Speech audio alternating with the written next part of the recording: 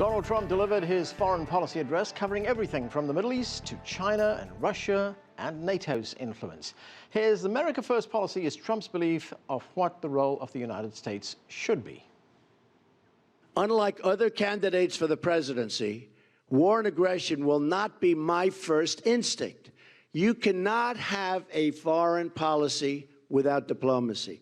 A superpower understands that caution and restraint are really, truly signs of strength. Well, CCTV's Nathan King is here to break it down for us. Nathan, so now that Donald Trump is focusing on international relations, what are the highlights of his policy proposals? Well, critics will say he doesn't have one. It's just slogans. But Donald Trump's foreign policy, for him, can be summed up in those words we heard him say, America first. Not isolationist, but a re-examination of US commitments, from how much it pays to keep the NATO alliance to whether alliances like Japan and the Republic of Korea should see more burden sharing, even suggesting he has that they could develop their own nuclear deterrence, to lots of raised eyebrows. Also, staying out of the Middle East, he's even said that we should leave ISIS to Putin in the US, or if you do go in, extract some cost to pay for it. He's talked a lot about taking Iraqi oil, although he was the first presidential candidate to actually come out against the Iraq war. He even accused the Bush administration of lying. But this America First thing fits into other areas as well, building a wall with Mexico and getting them to pay for it. Critical of Saudi Arabia as well as a free rider, but also said that he would rip up the Iran nuclear deal. So basically, it's not isolationist, but it's definitely asking questions of allies and adversaries alike. And how does the rest of the world view Trump's candidacy? I mean, what about his foreign policy aims? How do they see that? Well, I mean, you know, worldwide, including here in the US, there was a kind of amusement, first of all, about his candidacy, wrapped up, of course, in his billionaire reality show persona. But the more he said, the more worried the world became, especially when he suggested banning Muslims. That created a lot of anger, of course, in the Middle East and Europe. The war with Mexico led one former Mexican president to use an expletive in a TV interview. And his position on trade, especially with Japan and China, has been called factually incorrect. But remember, he has a threat of trade tariffs, and that worries some up to 45%, as he said, against China. But every world leader knows this about US elections, don't they? That this is actually an election campaign. These things are said, and actually going through with suggestions like these is largely unrealistic. And also, if they did, it could actually hurt the US far more than its partners. But the real question, I think, is, because Trump has had success at the ballot box, albeit in the primaries, how much of his message is actually going to be absorbed into US policy within the Congress or whoever goes into the White House, and whether he wins or not? Look at trade, for example. All major candidates now are against the Trans-Pacific Partnership deal, a lot tougher language on immigration as well. And remember, Donald Trump is already picking fights with world leaders, at least verbal ones, including allies like the UK Prime Minister David Cameron. Thanks, Nathan. That's CCTV's Nathan King reporting. Thanks. Now, for the first part of the show, we're focusing on the U.S. relationship with China and the Middle East. Join me now. Sun Yun is with the East Asia program at the Stimson Center, and Sahar Khamis is a professor of communications at the University of Maryland. Thanks to both of you for joining us. Yun, let me start with you. Since day one of this campaign, Donald Trump has been mentioning that word China over and over again. He blames China for currency manipulation, for the deficit between the United States and China, for stealing American jobs. Are the Chinese worried about the prospect of a Trump presidency? There's certainly a lot of China bashing coming from the Trump campaign. And people understand that there's a lot of campaign politics going on, and China bashing is always popular during a presidential election here in the United States. So I think in China, there's a sense that, well, this is business as usual. For every US presidential election, there's China bashing. And every single time, the trade issue with China, the currency manipulation, they all come up. And every single one of the candidates always promises to be tough on China. And I think Trump is no exception to that. How worried is China? To be fair, I think the Chinese policy community or the US observers in China have developed this policy fatigue coming to the campaign China bashing. So they understand there are certain things about China that has to be said for a certain candidate to win in the election, but it does not necessarily indicate they're going to change US policy towards China after they get elected. Right, so is the feeling in China, as our reporter mentioned, that, this is election rhetoric. What happens when someone actually gets into the White House is something very different? that has been certainly the experience for the Chinese. Sahar, let's talk about the Middle East. Yes. Donald Trump has made some, well, controversial statements about the Middle East. He says he's going to seize Iraq's oil. He's going to kill the families of all terrorists. He's going to ban Muslims from coming to the United States. And in what would be a departure from what other candidates have been saying and what kind of U.S. policy has been perceived as, he says he's going to be very neutral on the Israeli-Palestinian conflict. Well, thanks again for having me on the show, Anand. It's always a pleasure to be on The Heat. I think the word amusement, which Nathan mentioned in his remark, really kind of caught my attention, because this is really coming into some kind of political circus that we are seeing here. This is not a foreign policy in any way, shape, or form that can prove to be based on any kind of rationale or any kind of deep insight. There is a lot of superficial statements that he is making, which promise to bring back a new phase of foreign policy disasters in the region, American foreign policy disasters in the region. The policy of America first and making America great again really is going to boil down to a new form of bullying that's going to cause the United States a lot of damage to its own credibility and resources and image abroad and reputation. Things like the claim to seize Iraqi oil and kill the families of terrorists and all of that stuff. And of course, banning Muslims from entering the US and taking a position against Muslims very Islamophobically in the media over and over again. These are all things that really hurt the image and reputation and credibility of the US abroad, and especially in the Middle East, big time. So he seems to lack the vision and the insight and the depth, and to really kind of usher an era of disastrous failure for US foreign policy in the Middle East region. Point is that, amusing, as you said superficial as well, putting America first, etc. But what he is doing is actually resonating with a significant part of the US population. Which is the most scary part of it all.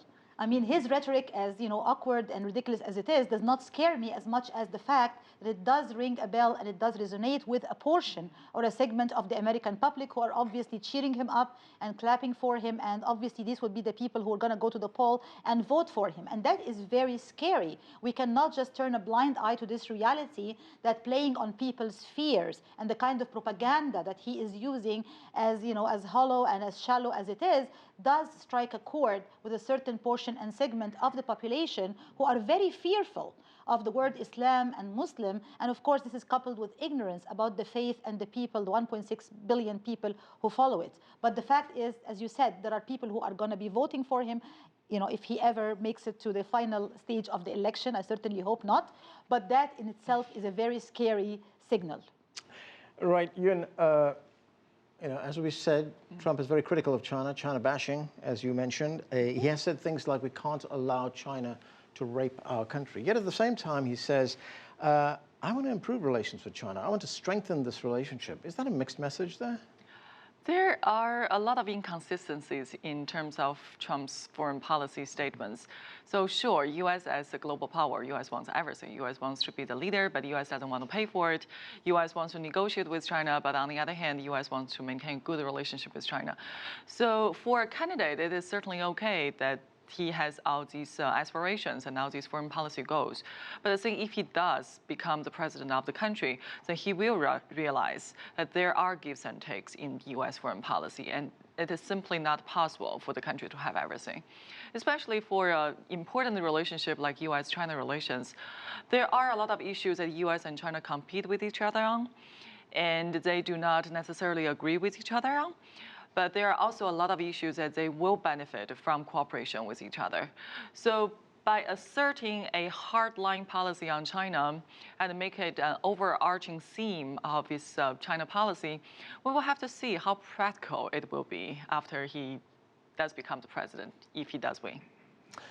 So let's talk about some of the possible consequences of what Trump has been saying. The former CIA director, Michael Hayden, said recently on Al Jazeera that Trump's rhetoric on the Middle East and on Islam as well, would make the United States a bigger target for Islamic radicals. Let's watch, and then we'll get to you. When Mr. Trump says some of the things that he has said, they all hate us, we shouldn't let any of those people in our country.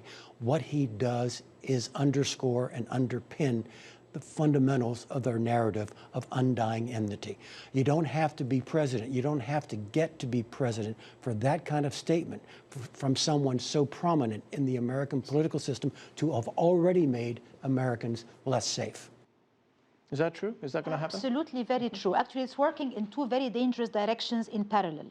On one hand, it is increasing the safety risks for Muslim communities who have come physically, not just emotionally or psychologically, but physically under attack by people who are Islamophobic and already fearful. And of course the Trump rhetoric has been definitely increasing these incidents of attacks and assault on Muslim communities. Mosques and Islamic centers have been attacked. Muslim women have had the hijab pulled over from their heads, slander, libel, teenager thrown off from a building and being killed. I mean, horrific incidents of real dangers and threats to Muslims in America as a result of this rhetoric. This is one line. The other line is definitely that increasing the risk of extremism and radicalization is definitely another threat, because he's exactly playing into the hands of the radicals and extremists. This is exactly what they want to hear. They want to hear a president who would say things like, Islam is the enemy, Islam hates us, right? And this is exactly what the kind of narrative and rhetoric that they would love to hear, because it plays into their hands. So he's giving them exactly the kind of tools and reasons and excuses to actually launch more hateful attacks and to really cause some kind of major threat to the security of this country. Right, and talk about inconsistencies. He also was opposed to the Iraq war. He said Bush was lying. This was a huge mistake that the United States made. I mean, that is very interesting. I mean, he does not have much credibility in my eyes, obviously. So I do not really believe much of what he is saying, and I don't know how much of a truth he has in it. But equally, when he says things like, I'm going to be neutral towards the Arab-Israeli conflict or the Palestinian-Israeli conflict, I mean, he has been making some, very blunt and shameless statements which are completely pro-Israeli and very much not really acknowledging the rights of the Palestinian people. I mean, the U.S. administration successively in many different administrations have taken a position which is more siding and more biased to the Israeli side at the expense of the Palestinians. This is not something new, but for it to be all that obvious, all that blunt, all that shameless is really the kind of rhetoric we are seeing coming out of Trump. And, this is something, again, which is very scary and very threatening. There is one view that we hear out of China. We hear from some quarters in China, look, we shouldn't be too worried about this. He is pro-business. That's all that matters. Let's take a listen. Fixing our relations with China is another important step in really toward creating an even more prosperous period of time.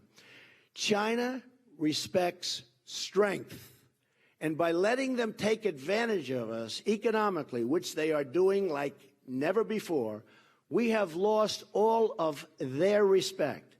We have a massive trade deficit with China. Is that closer to reality, what he's talking about there? There's a certain, that is certainly a perception that's quite popular among some population here in the United States, that China has been exploiting the United States and China only understands strengths. But the question for the U.S. foreign policy is, so what do we do about that? Right. Do we just simply put on a confrontational poster and push back and push our bilateral relationship to the brinks of a war? Or we work with China constructively? I think most of the presidents in the United States have preferred the second approach, rather than just claim to be confrontational and claim to be forceful when dealing with China.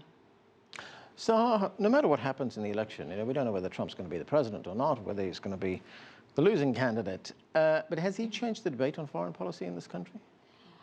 I think he did. I mean, the rhetoric that we are seeing in this interesting presidential campaign is really unprecedented. I mean, when you think about it and you see the kind of rhetoric that the candidates have been adopting, and it's not just Trump, look at what, Ted Cruz has been making, some of the claims, really, I mean, we have been hearing a lot of very, quote unquote, interesting rhetoric in this presidential candidate like never before.